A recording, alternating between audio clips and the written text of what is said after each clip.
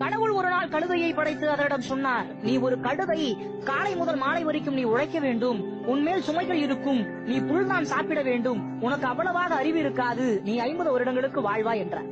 இதற்கு கழுதை சொன்னது, நான் கழுதையாக இருக்கிறேன், ஆனால் 50 வருடம் ரொம்ப அதிகம், எனக்கு 20 வருடம் போதும் என்றது. கடவுள் கழுதையின் ஆசையை நிறைவேற்றினார்.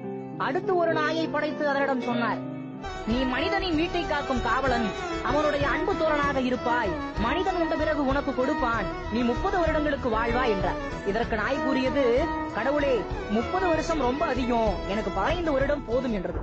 கடவுள் நாயின் ஆசையை நிறைவேற்றினார். அடுத்து கடவுள் குரங்கை படைத்து அதனிடம் சொன்னார், நீ ஒரு குரங்கு, மரத்திற்கு மரம் தாவ வேண்டும், நீ வித்தைகள் காட்டி மற்றவர்களை மகிழ்விப்பாய், நீ 20 வருடங்களுக்கு வாழ்வாய் என்றார். இதற்கு குரங்கு கூறியது, 20 வருஷம் ரொம்ப அதிகம், 10 வருஷம் போதும் என்றது. கடவுள் குரங்கின் ஆசையை நிறைவேற்றினார். கடைசியாக